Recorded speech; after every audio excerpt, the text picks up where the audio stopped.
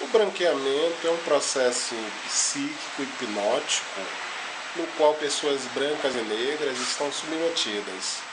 Vamos falar um pouco sobre subjetividade para compreender melhor.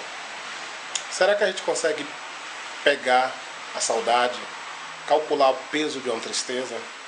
São questões que se manifestam apenas a nível do sentimento. Uma outra área da subjetividade, bem pouco conhecida, seria o inconsciente. Existe no interior de cada indivíduo áreas subjetivas capazes de registrar fatos, sensações, lembranças, ideias, entre outras. Para se ter uma ideia da extensão dessas áreas e o poder de atuação na vida das pessoas, vamos imaginar que o racional seja representado por uma bolinha de gude, enquanto o inconsciente subjetivo seja representado por uma bola de futebol ou por uma bola de pilates.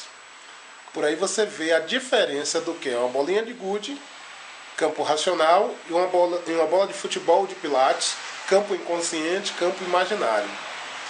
Por volta dos 2 a 5 anos de idade, nossas mentes, sensações, sentimentos são recheados de histórias sobre a gata borralheira, as princesas, as cinderelas, Bela Adormecida, Chapeuzinho Vermelho e tantas outras, cujo biotipo desses personagens são os olhos azuis, nariz e lábios afiladíssimo, cabelo louros e pele branca. Ou seja, os verdadeiros traços europeus são retratados nesses personagens. Tais mensagens se estruturam no imaginário infantil justamente em um período de grande desenvolvimento da inteligência, das percepções e do raciocínio lógico. Em seguida vêm os programas televisivos no mesmo modelo, como acontece no caso das novelas. Para cada 22 personagens, 20 são brancos e apenas 1 ou 2 são negros. Os papéis dos brancos, com maior tempo nas cenas, são papéis positivizados e os dos negros negativizados, obviamente, né? Quando não é de ladrão, assaltante, sem chances alguma de recuperação, é uma pessoa maquiavélica, perversa, sem dó nem piedade, podendo ser também idiota e atrapalhado. Ou ainda, subserviente a algum personagem branco. Na última novela protagonizada por Lázaro Ramos, aquela Insensato Coração, ele fez o papel de André, que contracenou com Camila Pitanga. Ele é apresentado como um grande namorador e termina a novela sozinho e com câncer de próstata. Ou seja, a mensagem inconsciente foi dada pela TV. Dizendo, o homem negro não só serve para sexo, não assume família, não procura cuidar bem da sua saúde, ainda que ele seja bem colocado, com alto grau de escolaridade, né? Isso sem falar que a grande moda das novelas atualmente é colocar que apenas os relacionamentos branco e negros é que dão certo. Se você botar um relacionamento de 2 negros, uma mulher negra, um homem negro, ou 2 homens negros, 2 mulheres negras, ele vai ser cheio de violência, de desentendimento, de traições e desequilíbrios, segundo as novelas. Já nas propagandas, salvo raras exceções, os negros só são representados em maior quantidade quando os governos querem vender a imagem de que está levando benefícios para determinados bairros populares. Aí aparece um bocado daquela negrada toda pobre na propaganda. Nas de carro, sempre quem está no volante é a pessoa branca. E nos filmes não existe muita diferença. Temos aqueles protagonizados, eventualmente, por Samuel L. Jackson, Denzel Washington, Morgan Freeman, entre outros, cujos papéis os negros estão positivizados. Os papéis dos negros estão positivizados. Contudo, nos demais, que a grande maioria assistida pelo público em geral, apresenta-se como Máquina Mortífera. É um filme que tem Mel Gibson, um policial branco, e Dennis Glover, um policial negro. No filme, o branco se sai melhor nas conquistas com as mulheres, no tiro ao alvo, nas decisões, e no final da trama, o policial negro é ferido imediatamente, fica impossibilitado de continuar atuando, e o policial branco vai e resolve a trama toda sozinho. Ou seja, esse turbilhão de imagens e de mensagens estimuladoras de emoções e de sentimentos ele ficam gravados no inconsciente das pessoas brancas e negras. Lembrando que o inconsciente funciona como um verdadeiro gravador. Brancos super positivos, como são colocados, os negros super negativados, valendo pouco ou não valendo nada. Passando assim a ser orientadores de comportamento essas imagens. Essas imagens não são colocadas à toa, né? É por isso que na maioria das vezes, negros e brancos preferem as pessoas brancas para casar. E é comum se ouvir, os negros são os próprios racistas. Brancos e negros falam isso. E a grande quantidade de homens brancos que gostam de uma mulher negra, se apaixonam, chegam até a amar uma mulher negra, mas escolhem a branca para casar. Casa muitas vezes com a mulher branca sem gostar, gostando da negra, mas casa com a mulher branca. Aí as pessoas dizem, eu não vejo muito isso não, claro.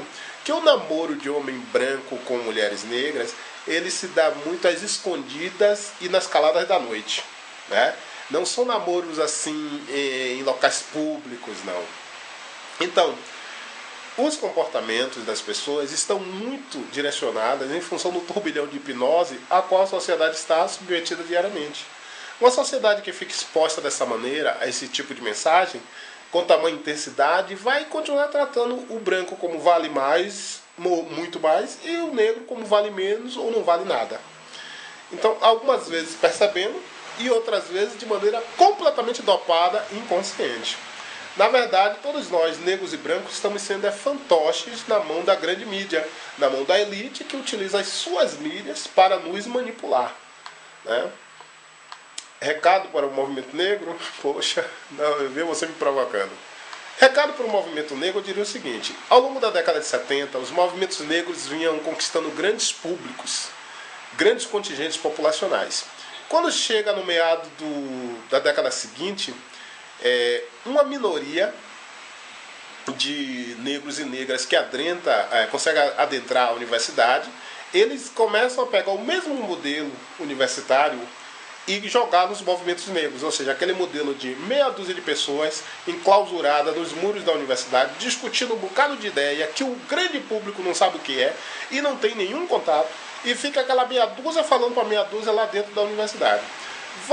Esses acadêmicos do movimento negros pegam isso com muita força e estabelecem com uma super intensidade dos movimentos negros, que já existia a questão de uma elitezinha controladora de determinados conhecimentos em várias entidades dos movimentos negros, mas isso se fortaleceu a partir da chegada desses acadêmicos. E o que temos ao longo da história é isso. Hoje a massa negra é completamente desassistida de consciência racial. O pagodeiro, que dá sequência depois do Bloco Afro, com aquele grande sucesso do Bloco Afro na década de 80 e 90, o pagodeiro é que assume a dianteira da musicalidade popular brasileira, principalmente baiana. Poderia estar dando um recado forte para a sociedade, mas ele não tem esse conteúdo, não tem conteúdo para dar recado forte.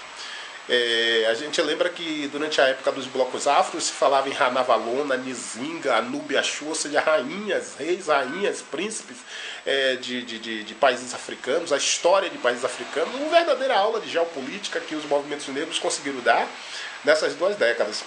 Ao longo dessas 2 décadas, eu digo assim, quando ganhou mídia, né? Então era interessante que o pagodeiro, agora que está com o microfone na mão, ele desse um recado forte, não precisa ser necessariamente de geopolítica africana, mas um recado sobre educação, sobre saúde, sobre moradia, uma educação sobre consciência racial, sobre consciência de classe, a não violência, não uso de drogas.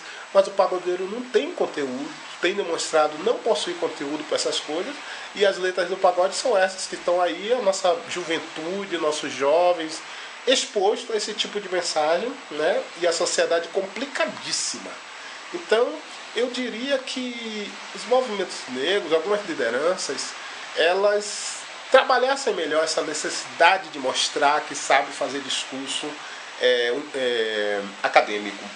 Porque a moda hoje é várias lideranças de movimento negro só fazer discurso em faculdade e universidade. Se você convidar para uma favela, para o bairro periférico, onde a massa negra está, eles não querem conta não. Só quer saber de faculdade e universidade. Ou seja, querendo trabalhar essa árdua necessidade de mostrar para si próprio que sabe fazer discurso eloquente. Já era para a gente ter superado essa fase. Então eu diria que as psicoterapias poderiam servir de grande aliada e uma ferramenta muito necessária na nossa caminhada de movimento negro. Eu acho que psicoterapia faz bem e não é comum os movimentos negros buscarem auxílio das psicoterapias, por incrível que pareça.